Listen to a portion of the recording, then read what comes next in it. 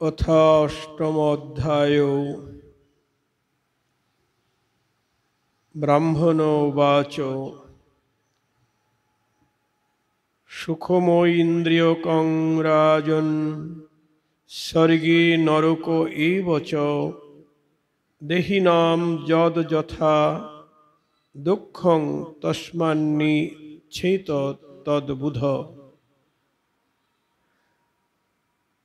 ग्रासं समृष्टं विरसं महन्तं स्तुकमेव वा यदृच्छैव पतितं ग्रसेदा जगोरोह क्रिया। श्रीमद् भागवत महापुराणी एकादश स्कंधे अष्टम अध्याय अवधूत दत्तात्रेय बोलते लागलेन, राजन, प्राणीकुलेर अनिच्छा चेष्टा चरित्र ना करा ও প্রতিরোধ করা সত্ত্বেও যেমন পূর্ব কর্ম অনুসারে দুঃখের ভোগ হয়, তেমনভাবেই স্বর্গে অথবা নরকে যেখানেই থাকুক না কেন ইন্দ্রিয় অনুভূত সুখ প্রাপ্তি হয়। অতএব সুখ দুঃখের রহস্য জানা বুদ্ধিমান ব্যক্তির পক্ষে উচিত হল সে যেন তার জন্য ইচ্ছা বা প্রচেষ্টা আদপেই না করে।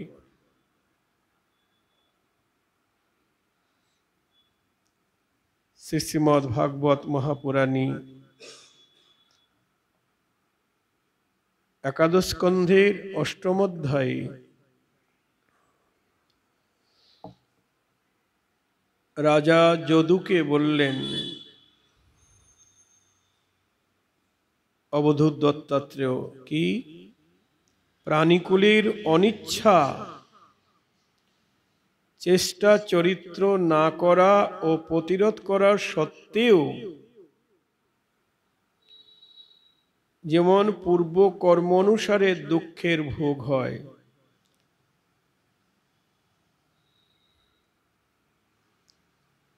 এই দেখুন, পূর্ব কর্ম অনুসারে দুঃখের ভোগ হয়, কখনো স্বর্গে কখনো নরকে সুখ দুঃখের ভোগ হয়। এই সংসারে তো এই পূর্ব জন্ম কর্মের কথা অনেকেই অস্বীকার করে। অনেক ধর্মমত আছে যারা পূর্ব জন্মের কথা বা পূর্ব জন্মের কর্মের কথা মানে না।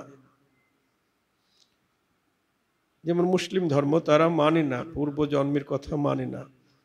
এই জন্মেই যা কিছু করব, এই জন্মেই সব কিছু। কিন্তু আমাদের শাস্ত্র তা বলে নেই। আমাদের তো সনাতন ধর্ম, এ তো অনাদির আদি ধর্ম। এ কবে থেকে সৃষ্টি হয়েছে কেউ বলতে পারে না, এর কোনো সাল নাই। জয় রাধে। আর অন্যান্য ধর্মের সব সাল আছে, কবে থেকে এই ধর্ম সৃষ্টি, কবে থেকে ও ধর্মের সৃষ্টি। হ্যাঁ, কিন্তু এটা অনাদির আদি, এবং এটা ভাগবত বা বেদ উপনিষদ, এটাই আমাদের আদি গ্রন্থ। বেদ, ঋক্, সাম, যজু, অথর্ব।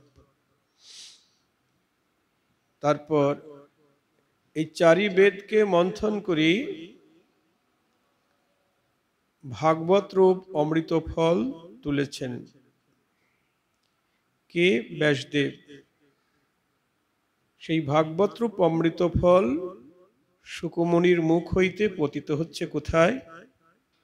হরিদ্বারের ব্রহ্মকুণ্ডী ব্রহ্মশাপগ্রস্ত রাজা পরীক্ষিতের সভায়। সেই সুখমুখাদমৃতম দ্রব সংযুতম। ভগবত বলছেন, সুখমুখাদমৃতম দ্রব সংযুতম পিবত ভাগবতম রসমালয়ম। রসমালয় এই ভাগবত। মুহুরহ রসিকা ভুবি ভাবুকা তোমরা মুহুর্মুহুর আস্বাদন করো। কাদেরকে বললেন? হে রসিক এবং ভাবুক ভক্তগণ। রসিক ভাবুক না হলে এই ভাগবত অমৃত ফল আস্বাদন পাবে না। চৈতন্য চরিতামৃতে কৃষ্ণদাস কবিরাজ বলছেন, অরসজ্ঞ কাকে চুষে নিম্ব ফল, আর রসজ্ঞ কোকিল খায় আম্রমুকুল। এই জগতে যারা অরসজ্ঞ, রসবোধ নাই, তারা ওই নিম্ব ফল খাচ্ছে। প্রেম ফল বাদ দিয়ে জ্ঞানকাণ্ড কর্মকাণ্ডে চলে যাচ্ছেন, নিম্ব ফল খাচ্ছে, ওর মধ্যে কিছু নাই। নরোত্তম ঠাকুর প্রেম ভক্তি চন্দ্রিকায় বলছেন, কর্মকাণ্ড জ্ঞানকাণ্ড, তারপর সকলই বিষের ভাণ্ড। দেখুন কি বলছেন, কর্মকাণ্ড জ্ঞানকাণ্ড সকলই বিষের ভাণ্ড। কর্মকাণ্ড কাকে বলে? যেমন বেদাচার জনিত ধর্মকর্মকে কর্মকাণ্ড বলছেন। বেদের যে ধর্মকর্মের কথা বলা আছে ৮০,০০০ শ্লোকে, বিভিন্ন দেবদেবতার পূজা অর্চনা, তারপর যাগ যজ্ঞ হোম ইত্যাদি, এগুলি হলো কর্মকাণ্ড। আর এই কর্মকাণ্ড করলে কি হবে? বেদাচার জনিত ধর্মকর্ম, একে বলে কর্মকাণ্ড। এর ফল হলো স্বর্গ। দেবদেবতার পূজা করে বা যাগযজ্ঞ করে আপনি গোবিন্দের কাছে যেতে পারবেন না, কৃষ্ণের কাছে যেতে পারবেন না। ঠিকঠাক যদি আপনি বেদাচারের জন্য ধর্মকর্ম করতে পারেন, তার ফল বা পুণ্যকর্মের দ্বারা আপনি স্বর্গে যাবেন। আর স্বর্গে গেলে তো সেখানে সুখ নাই, সেখানেও ভোগের রাজত্ব। এখানে যেমন ভোগ করছি, এর থেকে বেশি ভোগ স্বর্গে। এই জন্য সবাই স্বর্গে যেতে চায়। ধর্মকর্মের দ্বারা কৃষ্ণকে পাওয়া যাবে না। অনেকেই চমকে ওঠে কথাটা শুনে, ধর্মকর্মের দ্বারা কৃষ্ণকে পাওয়া যাবে না। তাহলে আমি বলছি না, স্বয়ং কৃষ্ণ বলছেন গীতায়। গীতা তো আপনারা অনেকেই পড়েন। অর্জুনকে বলছেন, সর্বধর্মান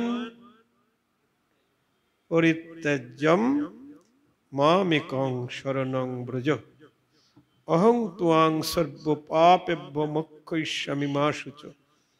হে অর্জুন, সকল ধর্ম পরিত্যাগ করে আমার শরণ নাও, আমি তোমাকে সকল পাপ হইতে রক্ষা করব। বেদাচার জনিত ধর্মকর্ম আরো বলি, যেমন একজন কুলের কুলবধূ, তার ধর্ম, প্রধান ধর্ম কি? পাতিব্রত্য ধর্ম।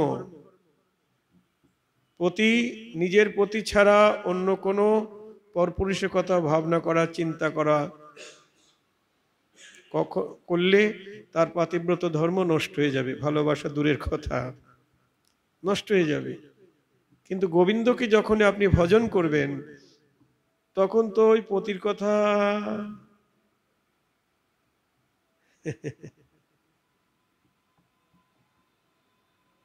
ব্রজগোপীরা যখন রাসে সমাগত হয়েছে, কৃষ্ণ বলছেন, তোমরা নিজ পতিকে ছেড়ে এই রাত্রিতে আমার এখানে এসেছো, ভালো কাজ করেনি। সতী নারীর পতি মানে সেবাই হলো সবচাইতে বড় ধর্ম। শিগগির তোমরা ঘরে ফিরে যাও, ঘরে গিয়ে পতি সেবা করো। এটা তো ঠিকই বলেছেন। পতি যদি রুগ্ন হয়, দরিদ্র হয়, ভিখারি হয়, তবু সতী নারীর কখন নিজ পতিকে ছেড়ে পর পুরুষকে ভালোবাসা উচিত নয়। তো ব্রজগোপীরা কি করেছেন? পর পুরুষ গোবিন্দের কাছে চলে গেছে রাত্রিবেলায়। তখন গোপীরা বলছেন, পতিরও পতি তুমি আত্মারাম, তোমারে যে না ভজে তার অগতি সমান। তুমি আমারও পতি, আমার পতিরও পতি। জয় রাধে। আমরা প্রণাম করি না কৃষ্ণকে, কি বলে? হে কৃষ্ণ করুণা সিন্ধু দীনবন্ধু জগৎপতি। মানে কৃষ্ণ জগৎপতি। গোপেশ গোপিকা কান্ত। কৃষ্ণ গোপদের ঈশ্বর, গোপিকা কান্ত সমস্ত গোপিকাদের কান্ত। গোপেশ গোপিকা কান্ত, সর্বোপরি রাধা কান্ত নমস্তুতে। দেখুন,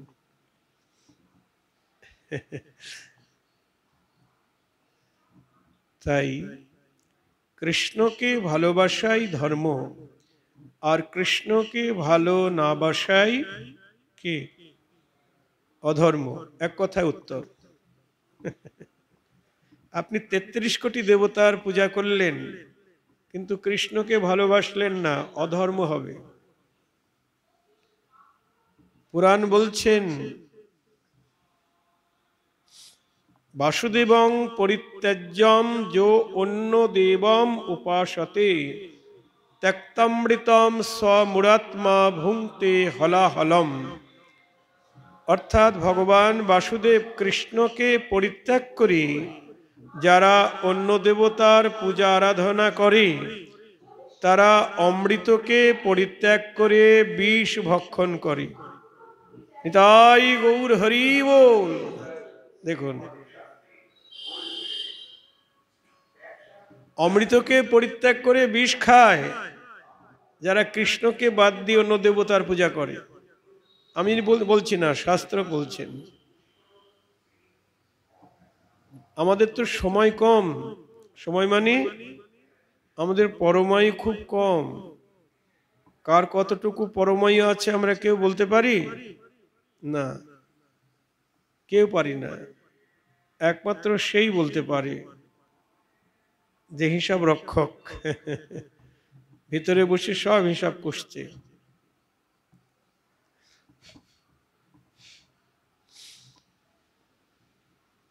মহাজন পদাবলিতে বলছেন, মন বলরে গোবিন্দ নাম, বলরে গোবিন্দ নাম। আজি কালি করি তুমি যে বলিছ, কবে তোর ঘুচিবে কাম। আজ নয় কাল হরিভজন করব, তাই কাল নয় পশু করব। এই ছেলে মেয়ের বিয়ে দিয়ে নি, তারপরে ফিরি, তখন হরিভজন করব। না না, তাই হয়? বৌমা আসবে, তারপরে নাতিপুতি হবে, আর বেরোতে পারবে না, হবে না। মহাজন আরো কি বলছেন, কালকে ভজন করবে না আজকেই করো। কালি সে করিবে তুমি যে বলিছ, আজি তা করো না ভাই। আজকে করবে না এক্ষুনি করো।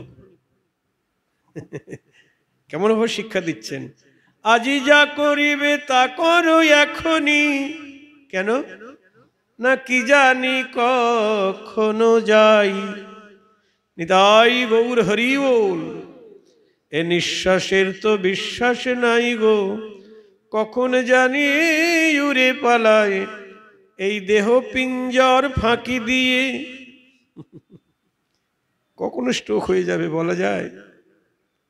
রাস্তাঘাটে কোথায় অ্যাক্সিডেন্টে প্রাণটা চলে যাবে, কিছুই বিশ্বাস নেই।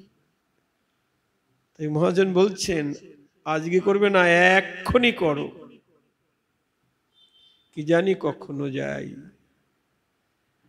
সময় নাই, কখন করব, সংসারের কাজ এই সেই। মহাজন বলছেন,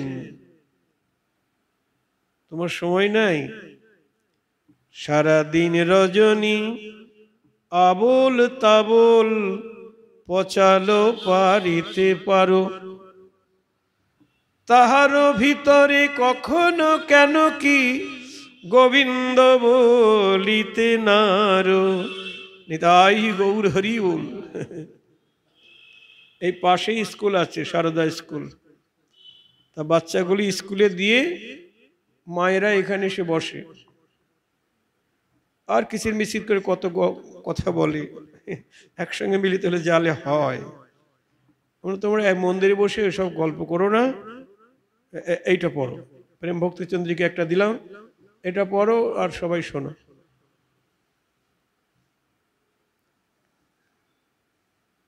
সারাদিন রজনী আবোল তাবোল পচালো পারিতে পারো, তাহারও ভিতরে কখনো কেন কি গোবিন্দ বলিতে নারো।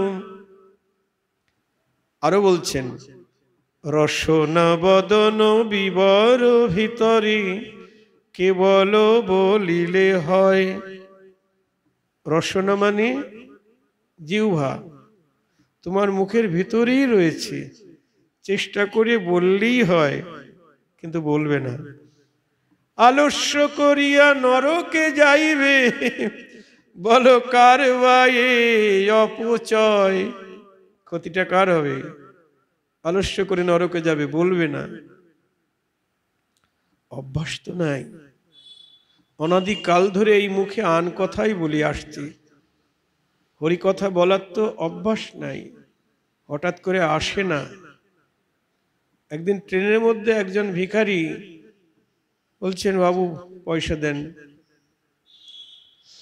আমি বললাম, জয় নিতাই বলো, হরে কৃষ্ণ বলো, বেশি করে পয়সা দেবো। ও বললেও না, পয়সাও নিল না। জয় নিতাই গৌর হরি বল। বলবে কি? অভ্যাস তো নাই। অভ্যাস থাকলে তো মুখে উচ্চারণ হবে, যার তার মুখে হরিনাম উচ্চারণ হবে না।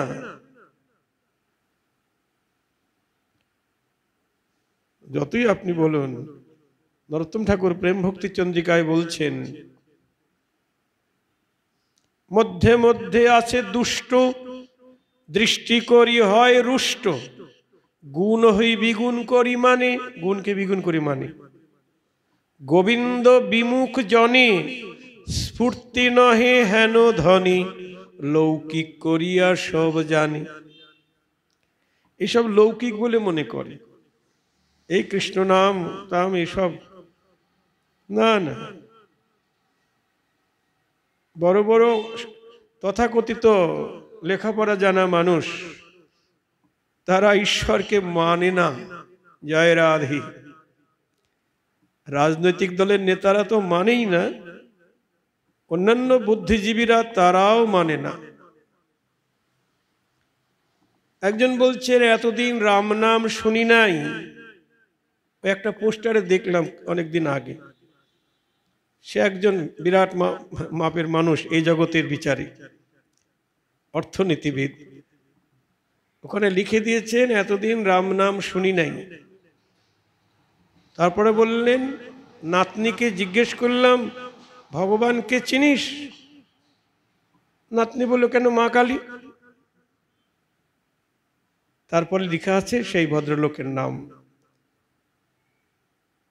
শিক্ষিত ব্যক্তি, যাকে জগতের মানুষ বরমাল্য প্রদান করেন।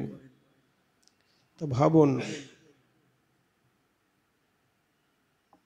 লেখাপড়া সেখানেই সার্থক হবে যদি সেই লেখাপড়ায় গৌর গোবিন্দের ভজন হয়। হরিনা জানিয়া লাখো জানো যদি, সে জানা কেবলই ছাই। হরিকে না জেনে লাখো জানো যদি, সে জানা কেবল ছাই। বৈষ্ণব কবি বলছেন, চারিবেদ সরদর্শন পরিয়াও যে জন, সে যদি গৌরাঙ্গ নাহি ভজে, বৃথা তার অধ্যয়ন লোচন বিহীন জন, দর্পণে কিবা তার কাজে। মানে সমস্ত বেদ উপনিষদ এসব পড়েও যদি গৌর চরণে ভক্তি না থাকে, গৌরকে ভালো না বাসে, বৈষ্ণব কবি বলছেন বৃথা তার অধ্যয়ন, তার বিদ্যা বুদ্ধি সব বৃথা। কেমন বৃথা? অন্ধজন দর্পণে কিবা তার কাজ। অন্ধের কাছে যেমন দর্পণ মানে আয়নার কোনো মূল্য নাই, তেমনি গৌর চরণে যার ভক্তি নাই, তার বিদ্যা বুদ্ধি পাণ্ডিত্য অন্ধের কাছে আয়না তুল্য মূল্যহীন। নিতাই গৌর হরি বল।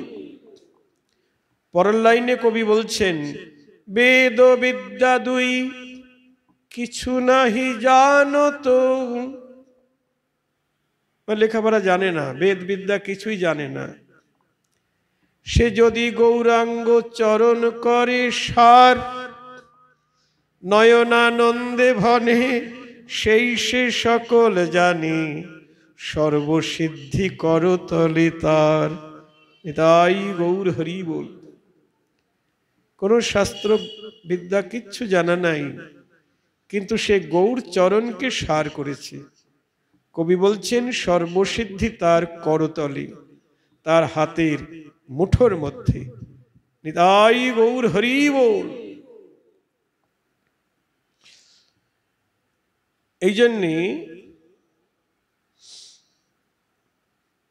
পূর্বজন্ম বা পরজন্মের এ সকল কথা জানতে হবে, মানতে হবে।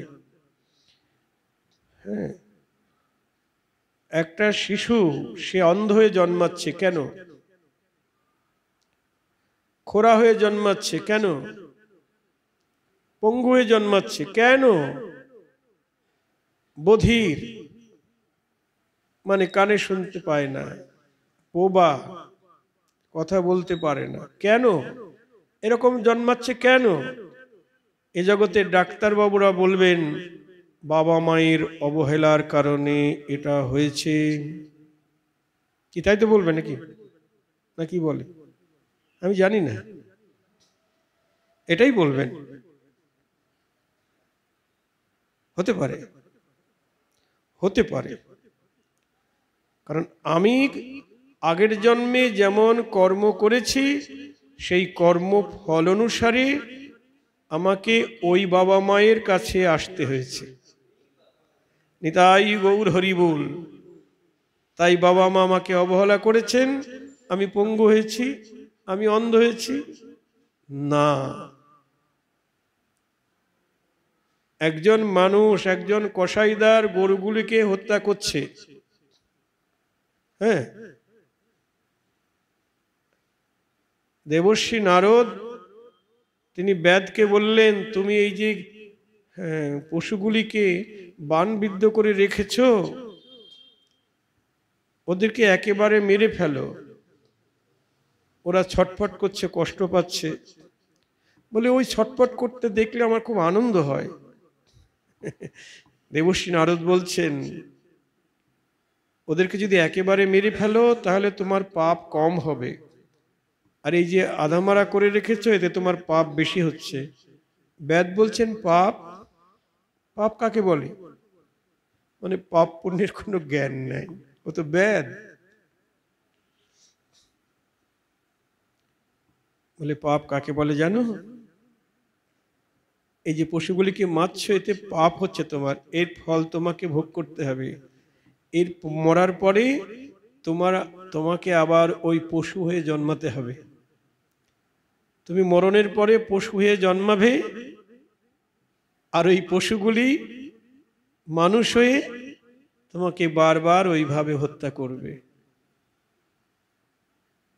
যতগুলিকে মেরেছ সবাই তোমাকে বারবার জন্মাবে আর এইভাবে তোমাকে মারবে। তুমি কাজ ছাড়ো। নারদের কথায় তিনি বললেন তাহলে আমার সংসার কি করে চলবে? তোমার সংসারের দায়িত্ব আমি নিলাম। তুমি গিয়ে ঘরে গিয়ে তুলসী বৃক্ষ রোপণ করো, তুলসীর সেবা করো, তুলসী পরিক্রমা করো, পূজা করো আর হরিনাম করো। তোমার সংসারের দায়িত্ব আমার। বেদ বাড়ি গিয়ে স্বামী স্ত্রী মিলে এবার তুলসী রোপণ করে তুলসীর সেবা করতে লাগলেন, হরিনাম করতে লাগলেন। আর কোন দিক থেকে খাদ্যদ্রব্য সব আসছে বেদ ভাবছেন হ্যাঁ এত তোমার দরকার নেই, গুরুদেব এত পাঠিয়ে দিয়েছেন। বেদ পরম বৈষ্ণব হয়ে গেল। বহুদিন পরে দেবর্ষি নারদ তার বন্ধু তাকে সঙ্গে নিয়ে, পর্বতমণি তাকে সঙ্গে নিয়ে তার শিষ্য বাড়িতে এসেছেন। তো গুরুদেবকে দূর থেকে দেখেই বেদ তখন তাকে আহ্বান করবার জন্য, স্বাগত জানাবার জন্য যাচ্ছেন, কিন্তু যেতে পারছে না। রাস্তায় কত পিঁপড়ে পড়ে আছে, তো ওর চাপ লাগলে পায়ের চাপে মরে যাবে না। তাই কি করছে, ওগুলি গায়ের উত্তরীয় দিয়ে পিঁপড়েগুলি সরিয়ে দিচ্ছে, একদিকে গায়ের উত্তরীয় দিয়ে সরিয়ে দিচ্ছে, দিয়ে দিয়ে তারপরে আসছে। দেবর্ষী নারদ বলছে, দেখো যে বাণবিদ্ধ করে পশু পাখিগুলিকে ছটফট করতে দেখে আনন্দ পেত, কিছু বলবে না, আনন্দ পেত, আর সে কিনা আজকে পায়ের চাপে পিপিলিকা মারা যাবে এই ভয়তে সে বসন দিয়ে পিপিলিকাগুলিকে সরিয়ে দিয়ে তারপরে আসছে। মহতের কৃপা, বৈষ্ণব কৃপা। জয় রাধি। পূর্ব জন্মের ফল ভোগ করতে হচ্ছে আমাদের। তাই বলছেন, পূর্বজন্মের কর্মানুসারে দুঃখের ভোগ হয়, তেমন ভাবেই স্বর্গে অথবা নরকে যেখানেই থাকুক না কেন ইন্দ্রিয়ানুভূত সুখ প্রাপ্তি হয়। অতএব সুখ দুঃখের রহস্য জানা বুদ্ধিমান ব্যক্তির পক্ষে উচিত হলো সে যেন তার জন্য ইচ্ছা বা প্রচেষ্টা আদপেই না করে। যাসনা ব্যতিরেকে কামনা না রেখে অনায়াসে যা পাওয়া যায় তা শুষ্ক, মধুর, আস্বাদযুক্ত অথবা কম বেশি যাই হোক না কেন অজগর বৃত্তির ন্যায় বুদ্ধিমান পুরুষের সবেতে উদাসীন থেকে তার দ্বারাই জীবন ধারণ করা উচিত। জয় রাধি। বলছেন কোনো কিছু যাচনা করা যাবে না। যাচনা মানে কামনা করা বা আকাঙ্ক্ষা করা। যাচনা ব্যতিরেকে বা কামনা না রেখে অনায়াসে যা পাওয়া যায়, সেটা শুষ্ক হোক, মধুর হোক, আস্বাদযুক্ত অথবা কম বেশি যাই হোক না কেন অজগর বৃত্তির ন্যায় বুদ্ধিমান পুরুষের সবেতে উদাসীন থেকে তার দ্বারাই জীবন ধারণ করা উচিত। বলুন, আমরা তো টাকা রোজগার করছি, কেন করছি? বাজারে যেতে হবে না, বহু কিছু কিনতে হবে, তাই না? ভোজ্য বস্তু নিতে হবে। কিন্তু এখানে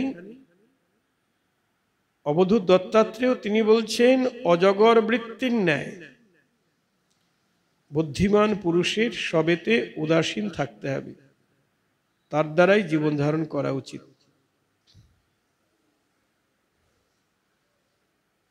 অজগর এক জায়গায় থাকে, বড় বড় অজগর সামনে আসে অমনি গিলে খায়। আসলে আমার গুরুদেব বলতেন যে বাবা,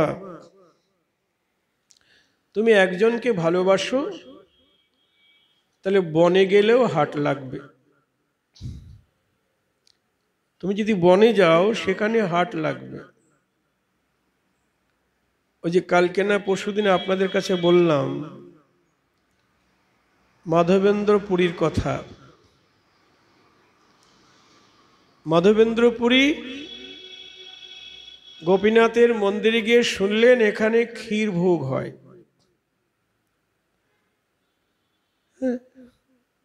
ভাবলেন যদি একটু ক্ষীর প্রসাদের আস্বাদন পেতাম, সেই রকম ক্ষীর তৈরি করে আমি বৃন্দাবনে আমি গোপালের ভোগ লাগাতাম, ওই রকম আস্বাদন পেয়ে ওই রকম ক্ষীর তৈরি করে দিতাম। পাছে ভাবলেন আমার লোভ হলো, ক্ষীরের প্রতি লোভ হলো, এই জন্য তিনি না নিয়ে চলে গেলেন। রাত্রিবেলায় বসে আছেন, বাজার খালি, সেখানে কেউ নাই, বৃক্ষতলায় বসে ভোজন করছেন। এমন সময় গোপীনাথ তার সেবককে আদেশ করলেন, শিগগির ওঠো, আমি আমার ভক্ত মাধবেন্দ্র পুরীর জন্য ক্ষীর চুরি করে রেখেছি। দেখুন,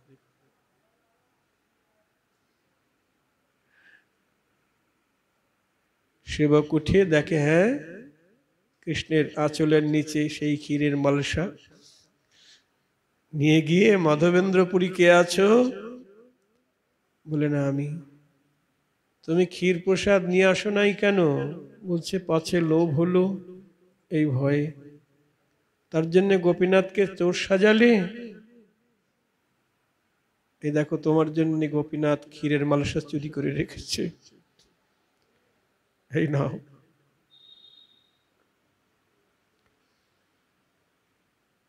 ক্ষীরের মালসা দিয়ে তাকে প্রণাম করলেন। কত ভাগ্যবান তুমি! দেখুন,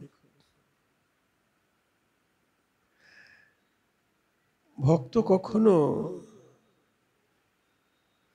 তার নিজের জন্য কিছুই চেষ্টা করে না।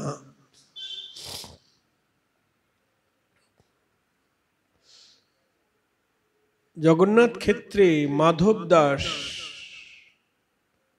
জগন্নাথী মাধব বলে তার পরিচিতি,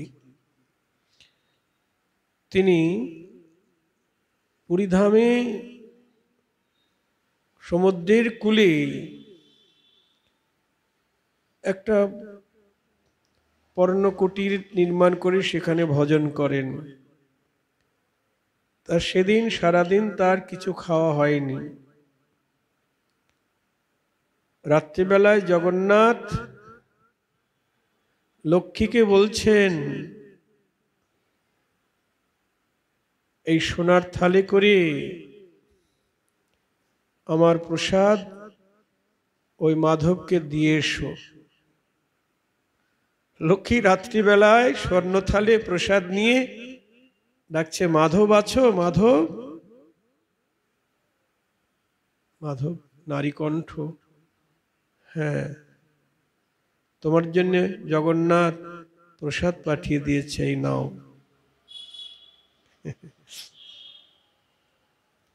তুমি কে? আমি লক্ষ্মী। যখনই প্রণাম করেছে আর নেই।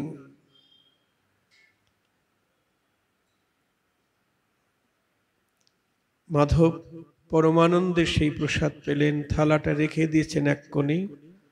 সকালবেলা উঠে জগন্নাথের মন্দিরে সোনার থালা নাই, কোথায় গেল? চারিদিকে চর পাঠিয়ে দিল, খুঁজতে খুঁজতে সেই মাধব দাসের পর্ণকুটির সোনার থালা। গিয়ে বলছেন, চোর, জগন্নাথের সোনার থালা চুরি করেছ? বলছে, না, আমি চুরি করি নাই। করো নাই? লক্ষ্মী দিয়ে গেছে, লক্ষ্মী ঠেকা পড়েছে তোমাকে সোনার থালা দিতে। হ্যাঁ, প্রসাদ সমেত দিয়ে গিয়েছিল লক্ষ্মী। কোনো কথা নাই, আচ্ছা করে প্রহার করতে লাগলো। প্রহার করছে। এদিকে জগন্নাথের মন্দিরে জগন্নাথের সেবক দেখছেন জগন্নাথের অঙ্গ দিয়ে রক্ত ঝরছে। নিতাই গৌর হরি বল।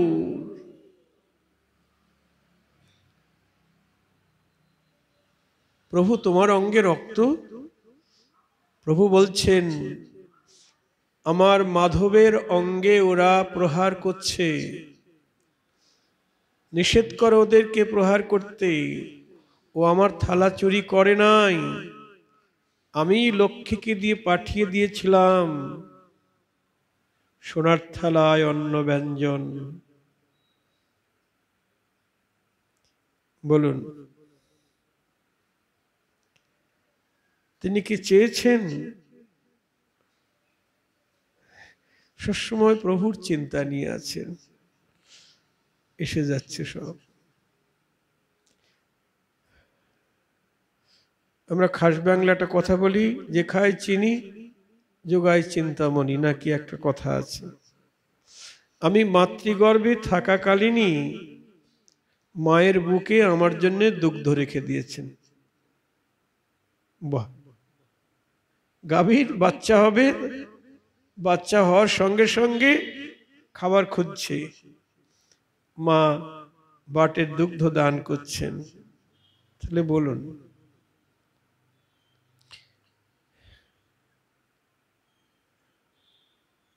সেই মাধবেন্দ্র বলছি, মাধব দাসের ওখানে বললাম মাধবেন্দ্রপুরী, আর এটা হলো মাধব দাস, জগন্নাথী মাধব দাস। তার সঙ্গে এত ভাব ভালোবাসা হয়ে গেছে, একদিন জগন্নাথ মাধবকে বলছে, মাধব চল কাঁঠাল চুরি করে আসি। কাঁঠাল, অমুক বাগানে খুব ভালো ভালো কাঁঠাল আছে। বলছে না তুমি যা, আমি যাব না, একবার মার খেয়েছো তুমি, তোকে কিচ্ছু করতে হবে, তুই নিচে দাঁড়িয়ে থাকবি, আমি কাঁঠাল পারবো। কি করবে, গেল, বিশাল একটা কাঁঠাল পেরেছে, পেরে ইচ্ছা করেই ফেলে দিয়েছে নিচে। আর তো বাগানের মালিক উঠে চোর চোর চোর, আসল চোর তো পালিয়ে গেল। ধরা পড়ল ওই সরল সোজা মাধব দাস। কাঁঠাল চুরি করতে এসেছে না? আমি করি নাই, জগন্নাথ চুরি করেছে। জগন্নাথ এসেছে কাঁঠাল চুরি করতে না? আচ্ছা করে প্রহার করতে লাগলেন। এদিনও জগন্নাথের অঙ্গে রক্ত ঝরছে। সেবক বলছে, কে তোমার অঙ্গে প্রহার করলো? বলছে, আমার মাধবকে ওই বাগানের মালিরা প্রহার করছে।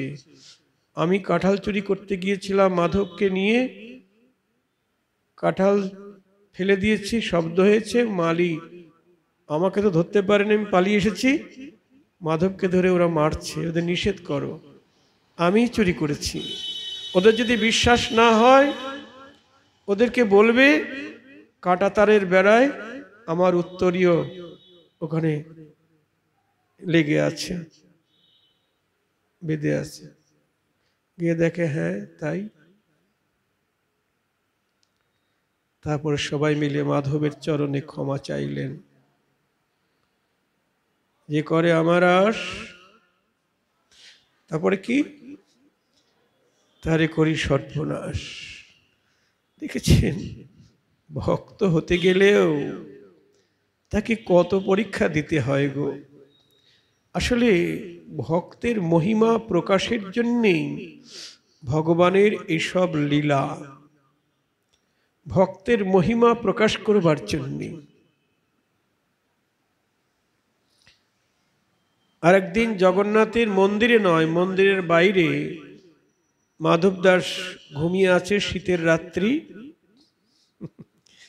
জগন্নাথ কি করেছে, রাত্রিবেলায় নিজের গায়ের মূল্যবান কম্বলটি নিয়ে এসে মাধব দাসের গায়ের উপরে দিয়ে চলে গেছে।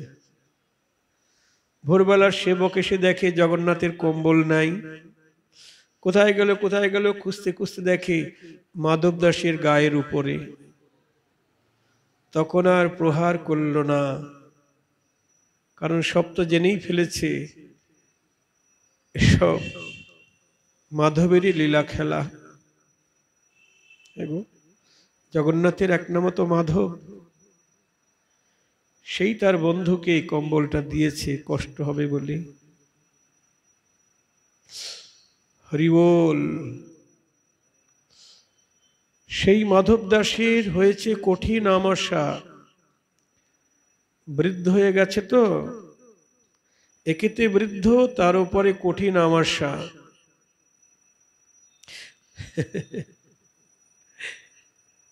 তা পায়খানা করতে বসেছে, শৌচকৃত্য করবে সে সামর্থ্য নাই, বসেই আছে। জগন্নাথ আর থাকতে পারলেন না।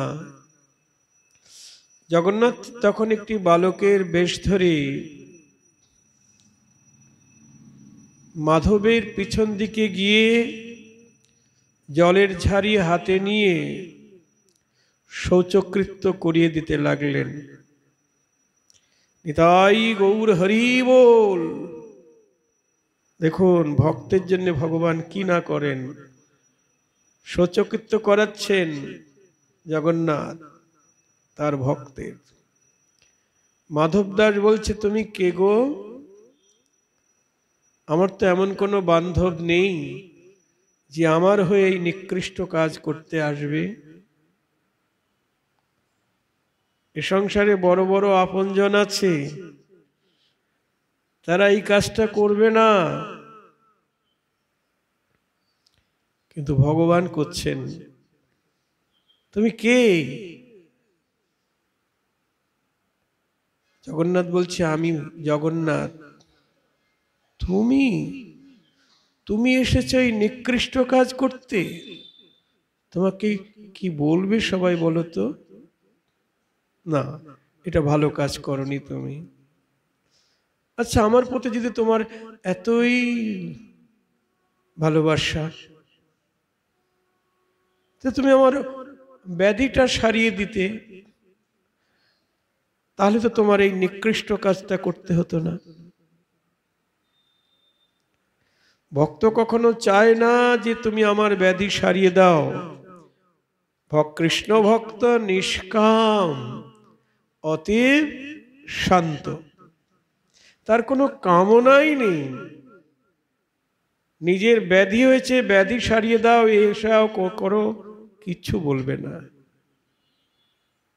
তবু এখন বলছে কেন? আমার ব্যাধিটা সারিয়ে দিতে, তাহলে তোমার এইরকম নিকৃষ্ট কাজ করতে হতো না। আসলে এসব জগন্নাথের লীলা খেলা। ভক্তের মহিমা জগতের কাছে বাড়াবার জন্যে ভগবানের সব লীলা। তাই দেখুন, অজগর বৃত্তি। অবধূত বলছেন, কোনো বৃথা চেষ্টা নিজের সুখের জন্য না করি অজগর বৃত্তি গ্রহণ করো। দত্তাত্রেয় 24 গুরুর মধ্যে অজগর তার একটি গুরু। জয় নিতাই।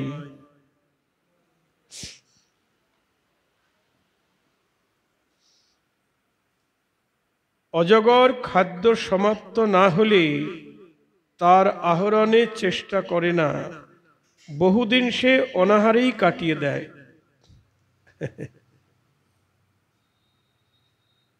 অজগর বহুদিন অনাহারেই কাটিয়ে দেয়।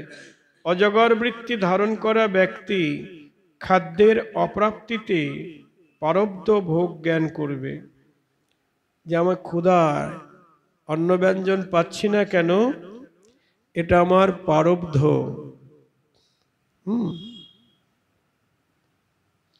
এবং বিনা প্রচেষ্টায় শতপ্রাপ্ত আহারে সন্তুষ্ট থাকবে।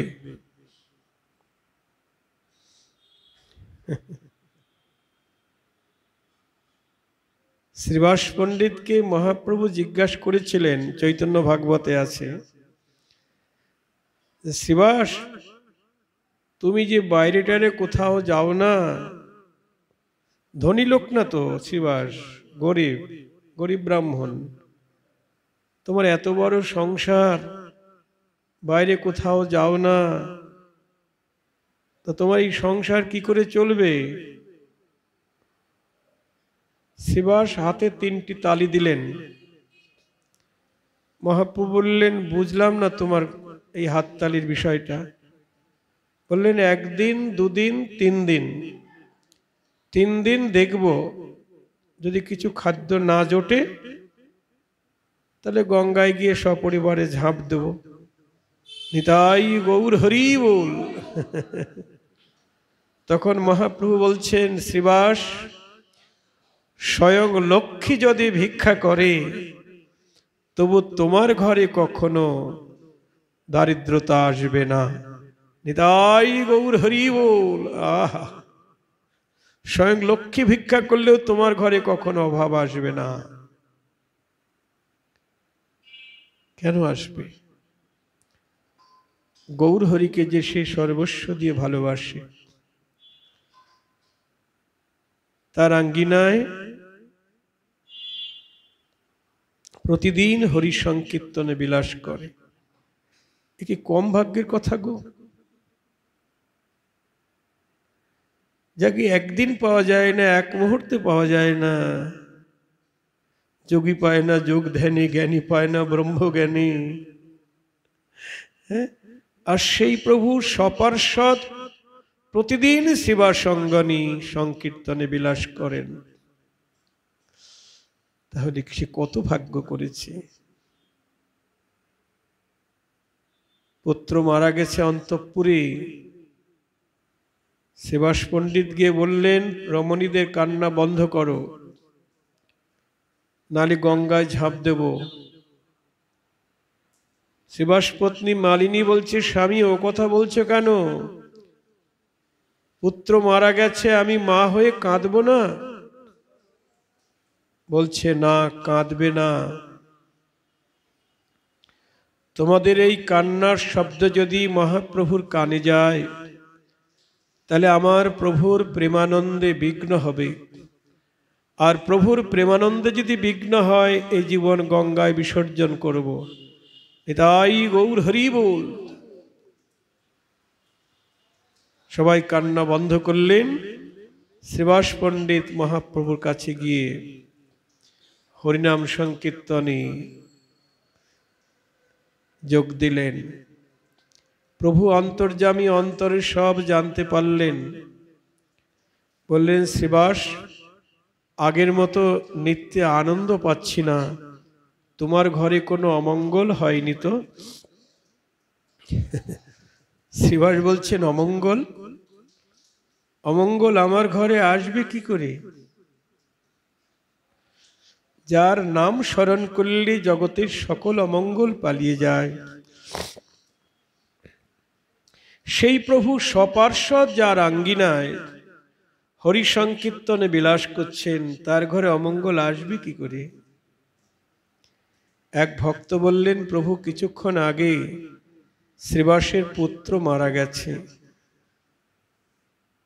প্রভু বলছেন, শ্রীবাস, তাই তোমার পুত্র মারা গেছে? শ্রীবাস বললেন, কই, আমার তো কেউ নাই। কি বলছে শুনুন, আমার তো কেউ নাই।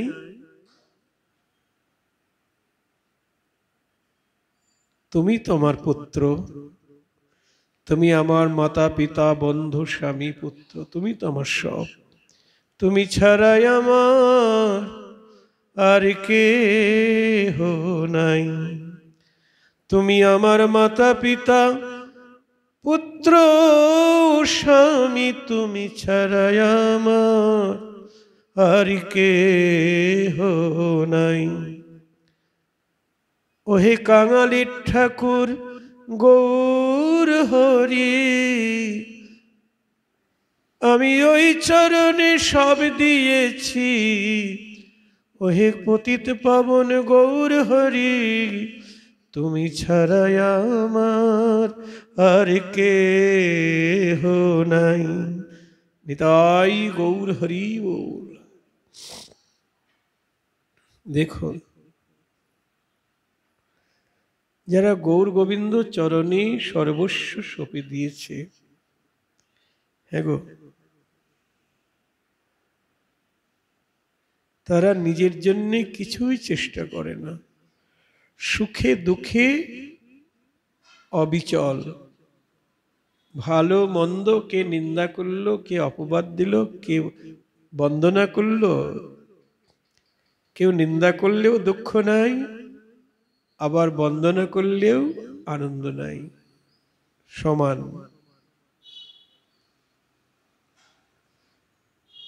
সহজ সরল হয়ে যায়। ভক্ত যখন কৃষ্ণ প্রেম প্রাপ্ত হয়, তখন একেবারে সহজ সরল হয়ে যায়।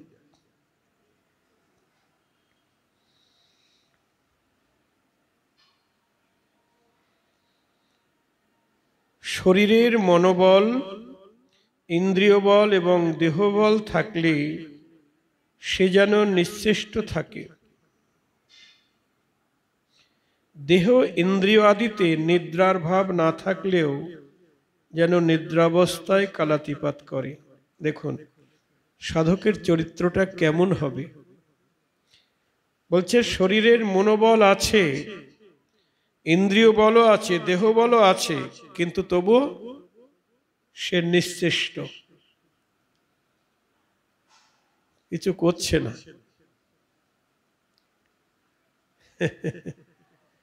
ইন্দ্রিয় চালাচ্ছে না, ইন্দ্রিয়গুলিকে চালাচ্ছে না।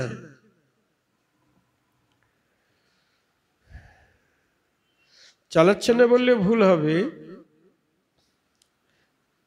সর্বেন্দ্রিয়ানুকূল্যেন কৃষ্ণানুশীলন, সে ইন্দ্রিয়গুলোকে বাইরের দিকে না দিয়ে অন্তর্মুখী করে নিয়েছে।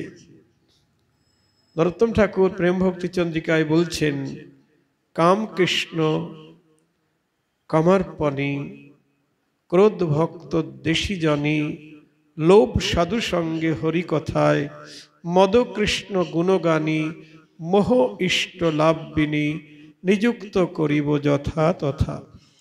এই হলো অন্তর ইন্দ্রিয়। বাহিরের ইন্দ্রিয়গুলি হস্ত দ্বারা গৌরগোবিন্দের সেবা, তাই না?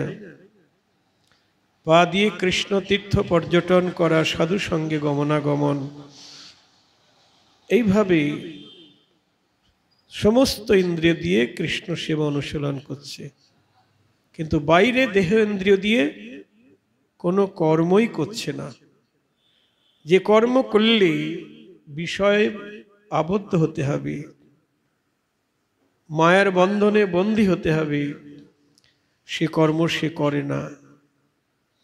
তাই বলছেন, শরীরের মনোবল, ইন্দ্রিয় বল, দেহবল থাকলেও সে যেন নিশ্চেষ্ট থাকে। আর দেহ ইন্দ্রিয়াদিতে নিদ্রার ভাব না থাকলেও যেন নিদ্রাবস্থায় কালাতিপাত করেন। চোখে ঘুম নাই, তবু চোখ বন্ধ করে আছে, যেন ঘুমিয়ে আছে। জয় রাধে।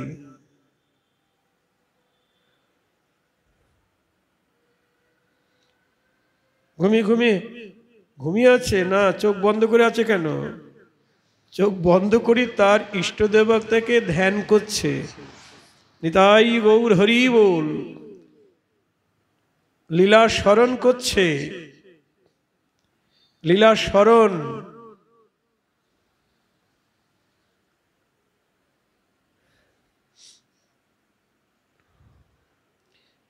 শ্রীনিবাস আচার্য প্রভু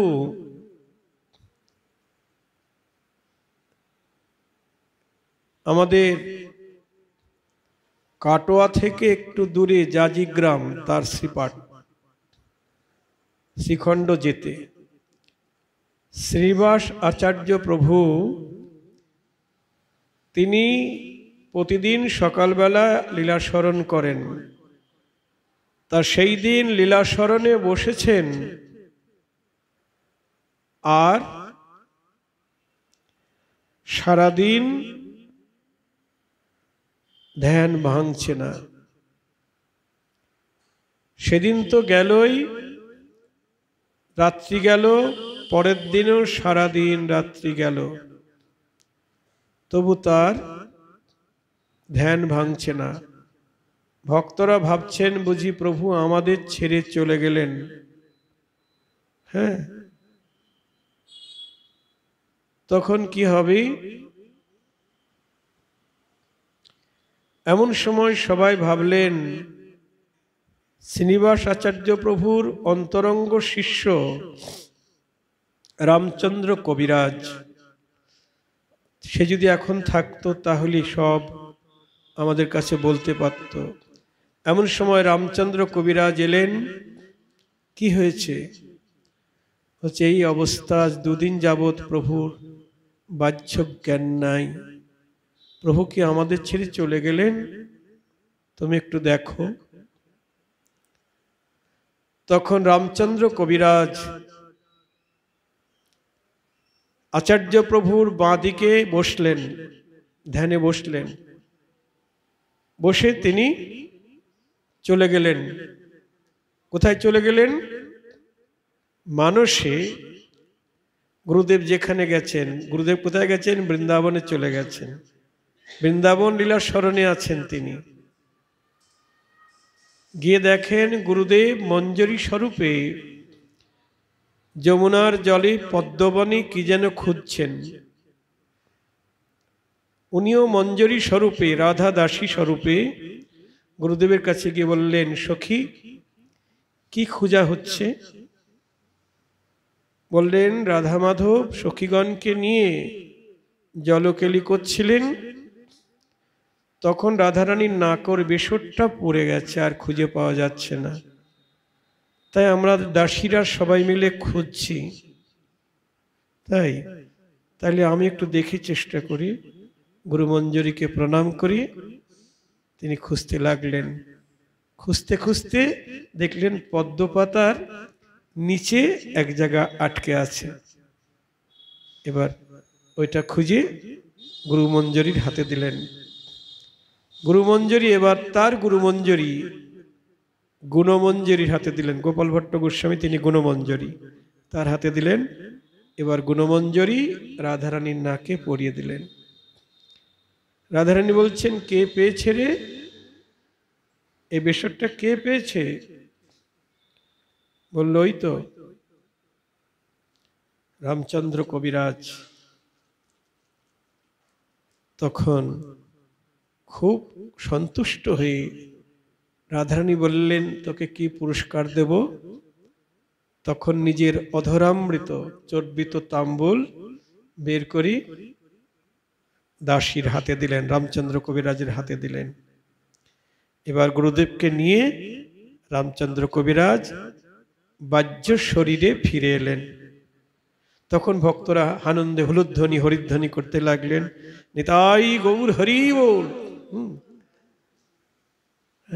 তখন বাহ্য জ্ঞান ফিরে এলো। কোথায় গিয়েছিলেন আপনারা? তখন সব বৃত্তান্ত খুলে ফেললেন, আর ওই প্রসাদ সবাইকে বেটে দিলেন।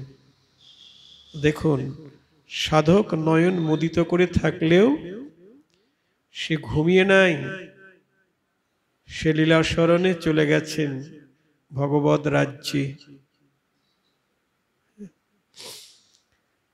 তাই এখানে ভাগবত বলছেন যে শরীরের মনোবল, ইন্দ্রিয় বল, দেহবল থাকলেও সে যেন নিশ্চেষ্ট থাকে। দেহ ইন্দ্রিয় আদিতে নিদ্রার ভাব থাকলেও যেন নিদ্রাবস্থায় কালাতিপাত করে, নিদ্রার ভাব না থাকলেও যেন নিদ্রাবস্থায় কালাতিপাত করে। কর্মেন্দ্রিয়ের ব্যবহারে বিরত থাকে। এই কর্মেন্দ্রিয়, এই যে আমাদের কর্মেন্দ্রিয় আছে, হাত পা, পায়ু উপস্থ, এগুলি কর্মেন্দ্রিয়, এগুলিও নিশ্চেষ্ট থাকবে, কোনো কাজ করবে না, কোনো কাজ করবে না। জয় রাধে।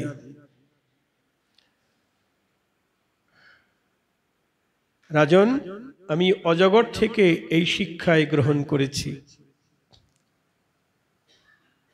আর সমুদ্রের কাছ থেকে আমি এই শিক্ষা গ্রহণ করেছি যে সাধক ব্যক্তির সর্বদা প্রসন্ন চিত্ত ও গম্ভীর থাকা উচিত।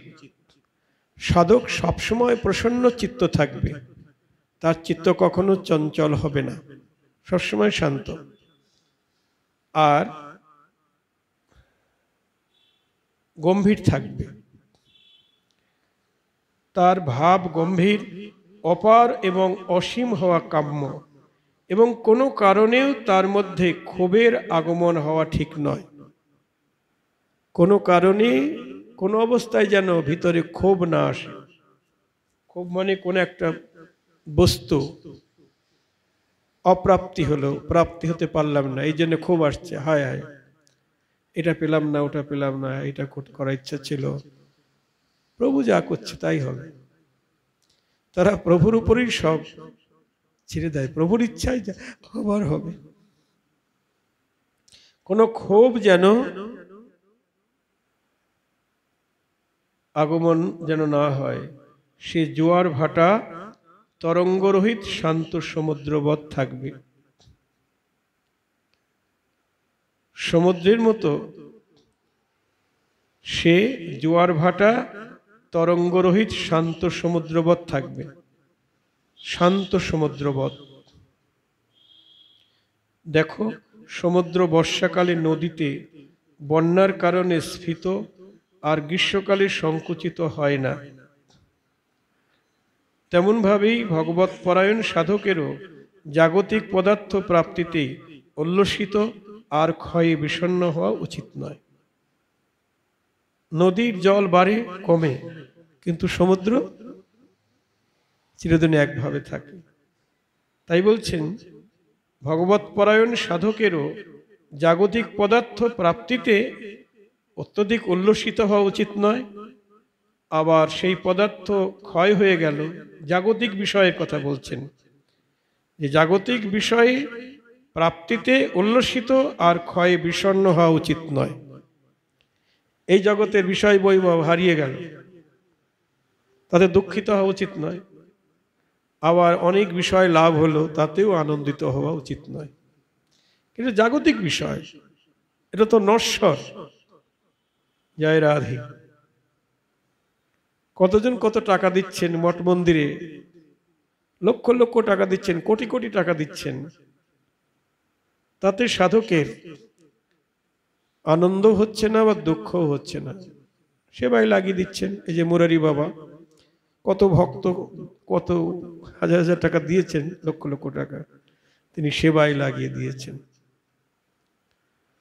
তা হরিভক্ত বৈষ্ণব যারা, তারা সবসময় শান্ত থাকবে, সমুদ্রবৎ শান্ত। হ্যাঁ, কিছু হারিয়ে গেল এর জন্যও দুঃখ নেই, আবার কিছু লাভ হলো এর জন্যও আনন্দ নাই। আমি সমুদ্রের কাছে এই শিক্ষাই পেয়েছি।